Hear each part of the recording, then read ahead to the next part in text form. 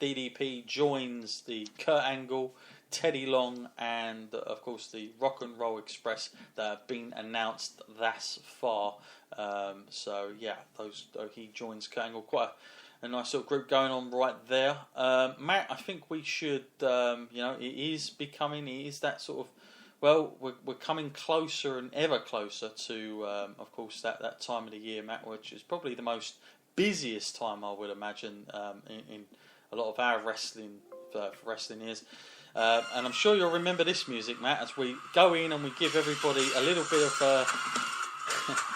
the traditional WrestleMania music there played in the background. Just to give everybody a thumbs up, what's going to be going on? Basically, Monday, March 27th, we are going to be having the start of our 8-show, all in a row, each and every day, building up to WrestleMania. We're going to have the Magnificent Seven involved. We're also going to be doing some wrestling arts, 20 back, of course, the full preview. And we're going to also have a very, very special guest, unannounced thus far, but a nice surprise there. And of course, our WrestleMania review. All that and more coming up, starting from March the 27th. Matt, we're going to be really busy for that, no doubt about it. And we're looking forward. We're looking forward to getting there. That's for sure. And of course, I should remind everyone we're also going to have NXT Takeover and the Hall of Fame. I mean, there's going to be a lot going on that week for sure. So join us for that one. I thought I'd give everyone a little bit of a buzz there with that old traditional music. Can't beat it, really, can you? Certainly in my childhood, anyway. No, we don't bring it back. I don't know if you remember, Matt, that rap version they done at WrestleMania 10 for it. Oh yeah, I used to have the cassette tape with it all on it, and then, they would have the wrestlers talking over it and doing their own raps. Yeah, it did. Cracky, that'd probably be worth a lot of money if you still got it somewhere. No doubt. I probably have it somewhere, but it's probably in my loft. Yeah, I'm sure everybody at home now is probably looking in their loft, thinking, "Hang on, let's get it out, let's get it ready, and try and find a tape recorder for it." Okay, well, let's move on now past that, and let's now go down to TNA, Matt. And I don't know if you've heard the news, but Jeff Jarrett is very much back involved with the company, and there's been lots of talk going on, positive talk, Matt, about some TV deals. In particular, Jeff Jarrett was noted that he'd come to the UK to discuss things with ITV, which I thought was very interesting, considering what had been going on with the world of sport. How that got on, I have no idea. I don't know if ITV would have been for it or not for it, or what kind of slot they would have looked at that being on. I don't quite think it would have got sort of the prime time slot that maybe they may have been after. But if they get on ITV, Matt, it's certainly better than nothing, isn't it? Yeah, I mean, I think that would be a great idea. I mean, I know we're biased being wrestling fans. Probably some people will come home and think and put on the TV and go, "Oh, what's this on TV? I want to see." But for everyone that is into wrestling, great news, especially if you live in the UK, because right now we're having a little bit of a tough time with TNA. It's hard to get, but we were loyal fans for a long time, and we deserve a little bit of a reward, and a little bit of access to this product. Sure, absolutely, and the other reports that have been coming out about TNA that have been interesting is trying to sort a deal to get back onto Spike TV. Now that would be huge if TNA managed to pull that off, and if they did pull it off, then you would have to say this new management of Anthem Sports have done an incredible job, because trust me, Spike TV is where, when TNA was hot, they were on Spike TV, which used to, of course, be they used to have the name TNN, which, of course, Matt, listeners will remember, before WWE went back to the USA Network, WWE had a long stint on TNN for a long time, and when WWE left and jumped back to USA Network, there was no love lost between Spike TV / TNN. They did not like that move one bit, and that is why they put so much into TNA, giving them a very good slot on a Monday night. But they just lost that. I mean, that is when they were almost. I mean, they weren't getting great.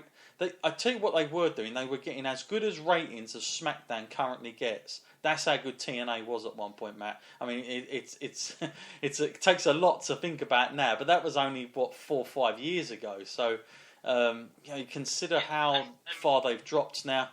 I mean, I guess to this time last year, Matt, negotiating with these kind of TV things is almost like unheard of. I think a couple of months back, but this is good news for TNA that they seem like they have a business hat on, and they seem like they want to get back into the seat of getting new audience members, which I think is most important, because it's fine having the loyal fans, but you've got to keep reconnecting to newer fans, and also you've got to have talent to do it, and that is the other big problem. And we've also heard that Jeff Jarrett has reached out to former employer Magnus, of course the UK's own, trying to get him back in there. But for me, Matt, they're going to need a lot more than just Magnus. They're going to need they're going to have to try and build that up. I'm not saying get in all the names, but they need to probably look at. I think if I was to look at their roster against Ring of Honor's, for instance, I'd probably say Ring of Honor's got the one over them at the moment, and that's how far down they are. So if they want to get that primetime TV slot, they're going to have the talent to back it up. What do you think about the whole thing, Matt? Because obviously we spoke very positively of the whole Matt Hardy thing. It's a shame it didn't get. When all that come about, that creative juice almost, it was just at the back end of the wrong time, wasn't it, for TNA? Yeah, I mean, hopefully they can keep that going and keep it going to generate some more energy for TNA.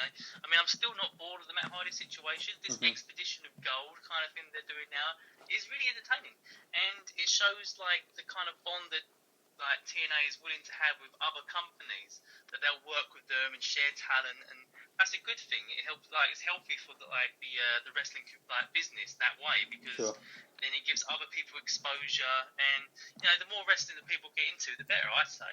Yeah. But it was interesting when you said TNA back in 2009 and that, when they were getting the ratings that SmackDown is currently getting now. When you think about the amount of stars like AJ and Joe and Bobby Roode and even Jay Lethal, they're all on their show now, and have all moved to greener pastures now, and then do incredibly well for themselves. You've got to think that TNA are kind of kicking themselves a bit, thinking, look at these guys, what they became, and we could have done with these guys. Yeah. Sorry about that, folks. If you had a little noise going on in the background there, a little pop-up come up. I totally agree with that. And at one stage, they really did have all those guys now that we're now seeing, WWE use quite effectively in the sense of AJ Styles in particular. I mean, they've got a way to go, but I think they're going the right way, which is the most positive thing about. For them, considering where they were at, as far as money and all the rest of it goes, they're in a much steadier position. I think bringing Jeff Jarrett back personally probably is a smart move, because he's a pure wrestling guy, and I think that if anybody, you'd look back on their tenure, I think probably Jeff Jarrett's had the best sort of run with them in the stint that he had. So it's a good move, I think, to have him back. He's got a wrestling head for sure. So yeah, makes kind of sense to have that for sure. Okay, Matt, moving on past TNA, just going to talk a little bit about Ring of Honor and the news. Of course, we'd heard this a lot, and I did speak to Matt just before we come on the air about this, and their announcement, Matt, that Ring of Honor have announced that they are going to have a Women of Honor. Now, it's something that I remember when you and I went. When did we go? Now, was that back in December, November? I can't remember now. When we went to that show, because it's a while ago now already. I remember us all sort of saying at the time of our mutual friend Rob. I remember we all sort of saying, that they don't have women. It's the one thing missing from Ring of Honor. So I guess by having this, it would definitely puts that on the map. What do you think about the whole idea of Ring of Honor doing that? Because there are, of course, promotions out there that are just either they're just women, exclusive to women. We've seen that, and they have great success. Like we know WWE has a lot of influence. I forgot the damn company's name. Trying to think, they're a big company in America, but they're just total women's promotion. I'll try and have a think of that. But what do you think about Ring of Honor going into that, Matt, and where they will go with it? Because they're talking about having some sort of kind of scouring and doing like a tournament type thing, which is kind of what WWE want to do in the summer. To the, like the cruiserweight thing last year. So what do you think about that, Matt? That they're going to pull that one out just before the WWE. I think it's a great idea, actually. Get in there whilst you can, because WWE will come along and will scoop up this talent. So you do actually have to get in there beforehand sometimes. But yeah, what a great name to come looking for. If Ring of Honor is sending scouts out there saying to women, we're looking for wrestlers good enough to be on our show, and they're considering you, then I consider that an honor, because it's such a good company that they make their name purely on the talent of the wrestlers. It doesn't really matter too much how good you are on the mic and what you can do backstage, because in Ring of Honor, where it happens is in the ring, and that's how you get your name across. So, great opportunity for many women wrestlers out there to showcase what they can do.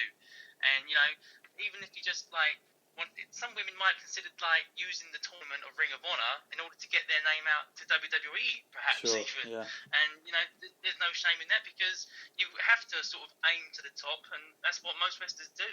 Yep, absolutely. Yeah, well, it'll be interesting to see where it goes. But as soon as we have more news on that, we will bring it on the show, of course.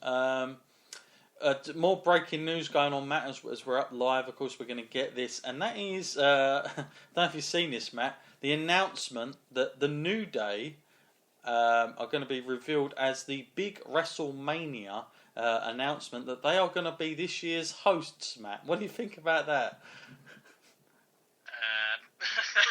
Well, I'm not jumping up and down and saying yippee. I mean, New Day are good. It's just they've had a long time now with the same kind of thing going on, and I'm not bored of it. It's just I'm not going to get excited about them being a host or something, because it's just almost expected now. They come out at Raw and do their funny section. I was expecting them to come out at WrestleMania and do their funny section. I just didn't know they was going to get a long funny section. Yeah, well, that tells me two things, Matt. One, it tells me they had nothing booked for them at WrestleMania, and two, it tells me that they want to get rid of that ice cream. Because Booty O's last year, but we know what their promo and segment's going to be on WrestleMania, don't we? Instead of that huge rock spot that we had about 30 minutes of last year, it felt like it anyway when he come out with the fire thing. It's going to be New Day selling that, and I don't know, 70, 80,000 people maybe go and get it after. Who knows? Maybe they're hoping for a hot day. Get as much sold as possible. But yeah, it looks like they're going that route.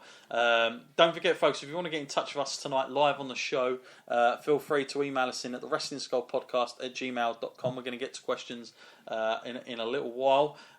Matt, moving on, I want to talk to everybody about my horror that I had during the week when I was just flicking through the channels. I was really sort of bored, just sort of channel surfing, if you will, and I was going down to the sort of regions I don't normally go to in my listings, and I came across the channel Ben. I'm not sure if everybody's got that or it's just a Sky thing. I have no idea. I've not really heard of it, but to my amazement, Matt, I saw a wrestling show, a UK wrestling show with a dead cam shot, which basically, for anybody that doesn't know, is just literally a sitting camera, probably put up somewhere.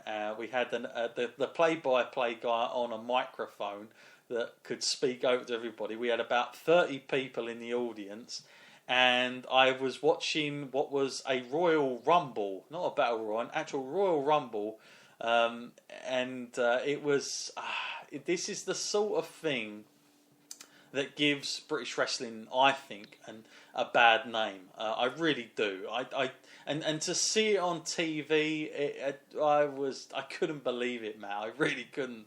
I was like, how on earth has this got on? How has this managed to get on? We've had such great success with UK, I think, this year. We had our first. Well, we had World of Sport coming back, doing a pilot show, which I thought was an excellent thing. We then had that first ever live show on Spike, didn't we? from Scotland, and then this came on, and I thought, crikey, and it's not even just a one-off thing; it's on there every week. So I was thinking to myself, I hope nobody else comes across this like me and thinks, oh, that's wrestling, or at worst, it's British wrestling. Absolutely atrocious.